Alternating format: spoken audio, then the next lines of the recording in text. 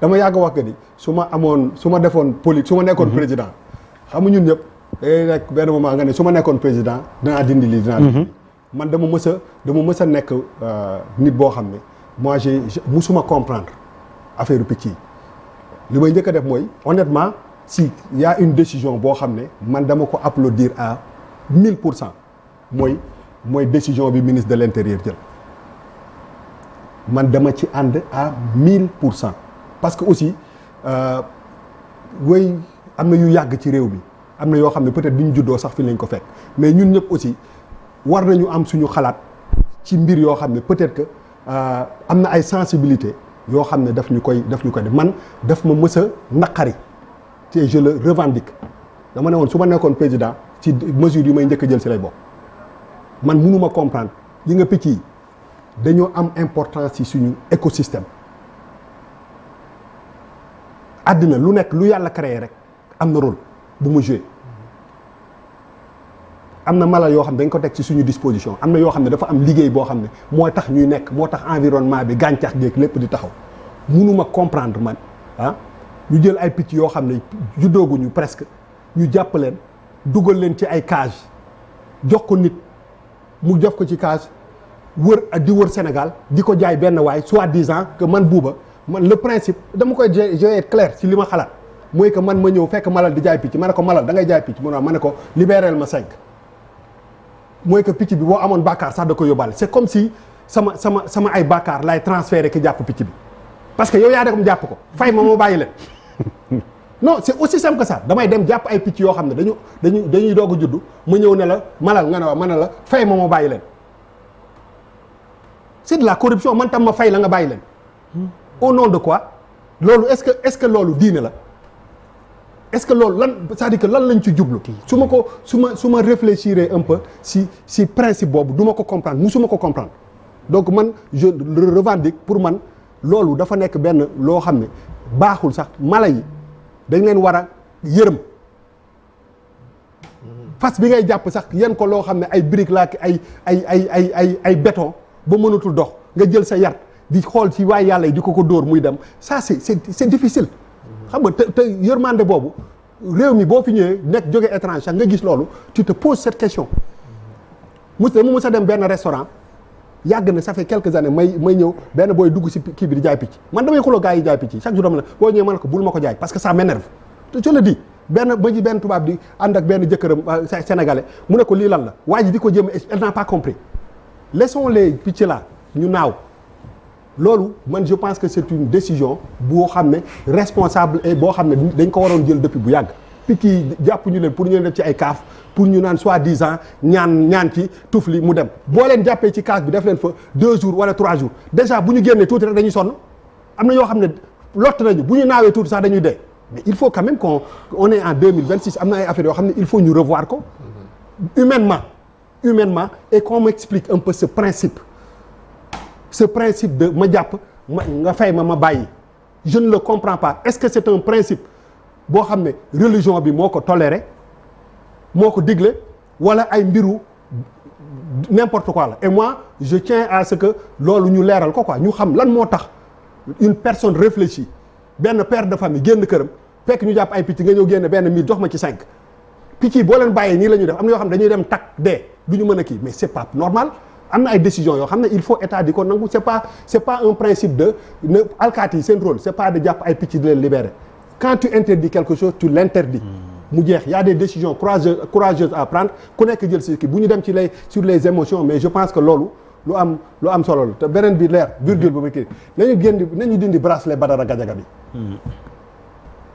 dañuy def émission ba mu jeex te du parce que da ngay tàmm son absence c'est pas qu'il revienne à l'émission wala dara nañu jàpp bàyyi ñi ñu jël ay bracelet defal leen ko seen kër yi ay nit lañu dañu am ay soxla ñuy dox te teguñu ko fenn affaire baa ngi bëgg a yàgg da ngay dem ba dañuy fàtte on s'habitue à ça c'est pas normal moom ak ñi ñu ko tegal te amuñu dara lu ñu leen toppee nañuy dindi seen bracelet yi bàyyi leen ñu doxi seen i soxla ay sénégalais lañ comme ñun te ñun tant que ñu fi on a le devoir et la responsabilité chaque jour ñu leen koy fàttali tant que du c'est pas par rapport à l'émission wala ñëw toogaat di wax ci jàkkaarloo du loolu leneen la li ñuy wax mooy que sénégalais la nañ ko bàyyi këram mu ñibbi dem doxi soxlaam mi ngi bëgg a yàgg nga teg ko bracelet santuma ko maa ko waxal sam bopp parce que ñi ngi commencé di habitué wu si absence am on en parle de moins en moins non laissez les ñi nga xam ne moom ak ñeneen moroomam yi ñu teg ay bracelet te wekkuñu ko fenn nañ ñu bàyyi gars yi ñu ñibbi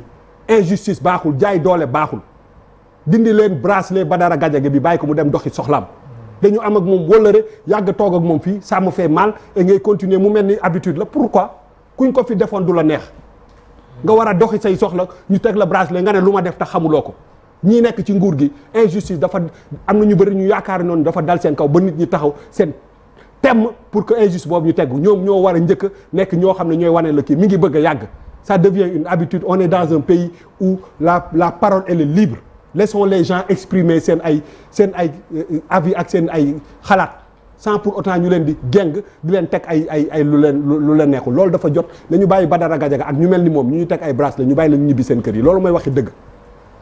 Badou Badara. waaw comme Pape Malick Ndour rek. Pape Malick Ndour mënul jënd këram. il a un bracelet. Lat Diop le ministre Lat Diop ak Samuel Sarr aussi.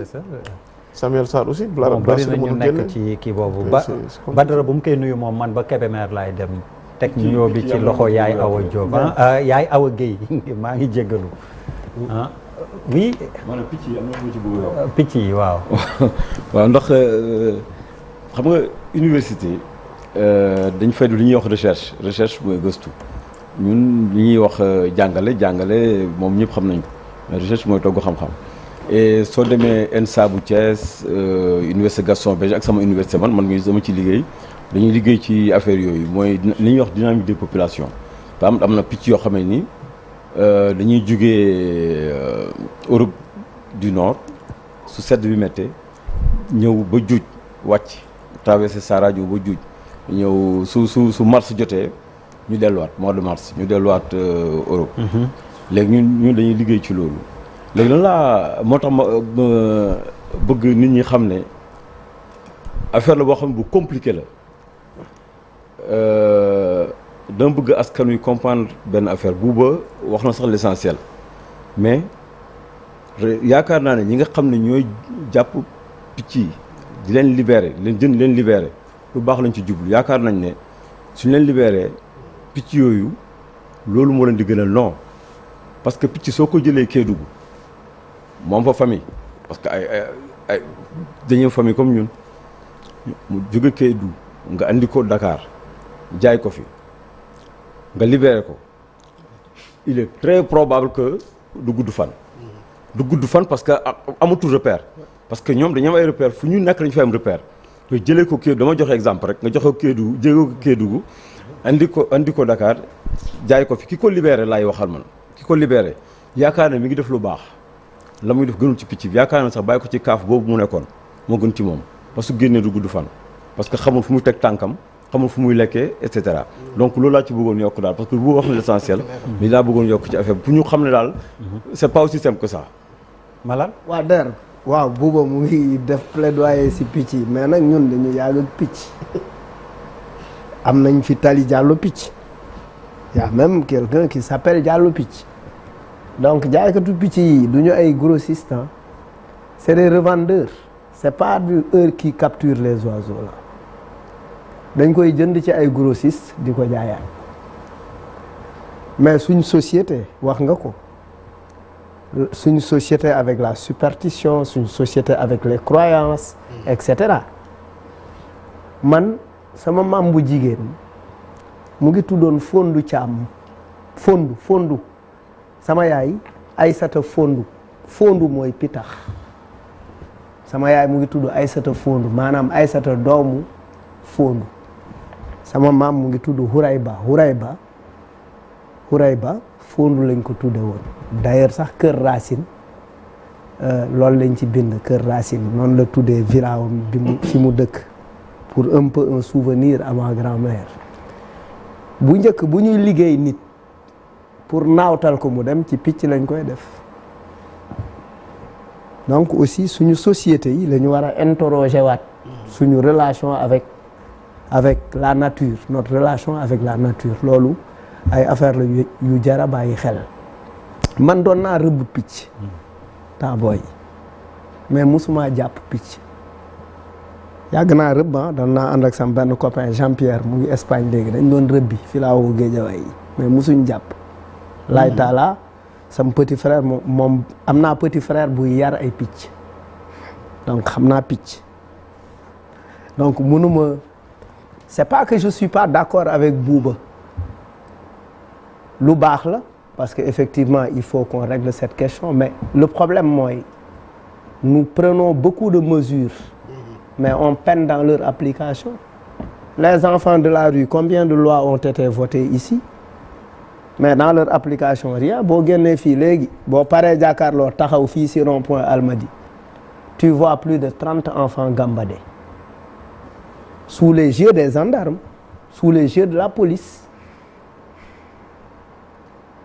Boo foo taxaw buntu pharmacie boo taxaw yaa ngi gis maire yi taxaw di wut ku leen jox dara. Gis ay boy yu ndaw depuis quand dans nos pays les enfants de daara ñu leen di autoriser ñuy yelwaan guddi donc c'est aussi une question de priorité. waxuma buñ ko def mais quelle est notre relation, quelle est la relation que nous avons avec les lois? On a des problèmes pour les appliquer. On n'est pas conséquent avec nous-mêmes. Les lois c'est juste on les vote, on les promulgue, etc., etc. Juste aux yeux de tout le monde comme ça, pour faire genre. On n'est pas conséquent. Il faut que nous conséquents. Maintenant, li ngay wax ci picc yi, je le xam-xam bu ma découvrir le bu bees. Par exemple, ils se perdent dañuy réer après seen durée de vie. Mais ça pose aussi une question de quoi? Une question de pauvreté et de sous-emploi. Le vendeur de picc, il n'est même pas sensibilisé sur xamul sax picc. Lui, il règle une question quotidienne, il veut travailler. Moo tax muy jaay picc. Il faut que ñu réfléchir à créer les conditions d'épanouissement de nos jeunes, encadrer leen, wutal leen liggéey, wutal leen formation. Et puis puisque picc lañ bëgg, il faut en faire des agents de parc. Picc lañ bëgg. picc lañ bëgg wala xaalis lañ bëgg. Oui d'accord mais bu ñu demee dinañu am xaalis parce que bu ñu demee ci parc yi di liggéey dinañ gis picc yi te dinañ am xaalis. mais Malal franchement c'est du n'importe quoi. Pas du n'importe quoi je suis pas. C'est du n'importe quoi. Je suis pas. Parce que en fait en quoi c'est du n'importe quoi. c'est-à-dire que yi ngay convoqué problème mu taalibe yi benn problème la. Oui. Bi on parle de. benn problème bu spécifique. Oui. bu ñu tegee bu ñu accroché woo rek ci suñu ay tradition am na jigéen ñoo xam dañ leen di xarafal. Est-ce que tey jii nit ñi d'accord nañ ñu ko ne di xarafal jigéen ñi suñ la ko laajoon nga ne déedéet donc y a des choses yoo xam ne. dara wóoru la. non mais daggoom wóor na man wóor na ma ni tey jii nii c'est quelque chose boo xam ne li ma xam ci yow. doo ko cautionner. D'accord. doo ko cautionner. Oui d'accord. parce que am na nit ñu bëri ñoo xam ne ñu ngi ciy souffrir ba léegi ce sont des pratiques yoo xam ne. Oui. Les gens aussi ont le droit de dire jël ay positions yu claires par rapport à ça. D'accord na. Parce que dafa je ne suis pas contre ta position. non xam nga. non je ne suis pas contre ta position mais dañu war a interroger. Malal xam nga tey jii bu ñu. Sénégal saa yu ñu jëlee benn décision ñu ne wéy boo fi dindee lii lan nga fay teg. Le problème c'est pas que du problème pauvreté chômage y a des trucs yoo xam ne dañ ko war a bu ma nee dañ ko war a bannir waxuma kii distribuer rek grossiste ba ka kay jàpp boo bindee ñu interdire ko. ne picc yi waruñu leen jàpp di leen def ci ay cas di leen. ma jox la benn exemple. bu ndaw non ma jox la benn exemple. yow di nga commandé dibi pigeon France doo fa lekk pigeon. mooy yow kan moo koy commandé. di nga lekk pigeon. parce que seen naa leen du ma lekk pigeon. mais bëri na ci ñun mais dañ naan day maye deret. malal. da nga waxuñu ne pita man bu dee ko man je parle pour moi dama ne la du lekkuma pigeon. dama ne la tey jii nii man bul ma ne da ngay lekk pigeon def yaa ngi naan bu njëkk ba buñ la daan liggéey ci picc lañ koy def pour mu naawtal xam nga voilà y a des réflexions. mais c'est vrai c'est pas une réflexion. c'est une réalité de notre société. ay dañ lay liggéey def ko ci benn picc mu naaw. oui waaye génn leen seen yooyu ngeen nekk yooyu amul taxawul il faut bannir ces trucs là. gëmoo liggéey barke seen naa la ma gëmuma ko. billaahi wallaahi taala pour man yàlla du bind. du ma gëm yàlla ba pare d'accord naa yàlla boo ko gëmee da nga koy wóolu. oui d'accord naa du la bind ma nga nekk sa benn déglu ma rek. yow ay gaw sa déglu ma wax am nga ay gaw wala yor benn mbaar fële mbaar moo xam ne yoroo 1000 francs sa poche ma yor Mercedes bu jar 50 millions ñëw gaari dugg ci mbaar mi naan la jëlal buuba li yàlla bindoon ci moom nga dindi ko def na la yàlla boo ko wóolu da nga koy gëm. taxawu non d'accord naa. voilà gëmuma ko. non d'accord naa mais dama la bëgg a wax ni amuma lu ma yeewu. takkuma. non d'accord non man yeewu. man parce que yeewu gëmuma ko. non d'accord. je crois pas waxuma loolu. mais oui ton point de vue. d'accord naa sur ton point de vue mais ça veut pas dire. te wóor na noonu nga mel. non d'accord dama laa xam noonu laa mel lan moo tax ñu nekk ay xarit. lan moo tax gëmoo dara. tous nga gëmoo. mais oui dama laaj par rapport à acte bi est-ce que interdiction bi dañ ko motiver wala motiver wuñ ko xam nga boo gisee ñi comprendre ñu.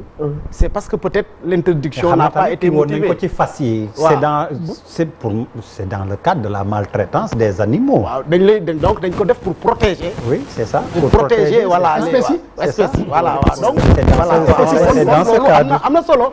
am na solo. am na solo. addina lu ne dafa am solo. am na lu yàlla solo. bind rek. am na alors loolu. alors Barham Thiam à Nouakchott Mauritanie moom du gëj ci émission bi tamit mi ngi leen di seetaan. sama xarit la exactement. sama xarit la bokk na ci suñu seede na plateforme. lu rafet ci yow. Macha Allah ak Modou Diagne mi Macha yéen ñaar Allah ñëpp. Macha Allah mi ngi à Nouakchott en Mauritanie.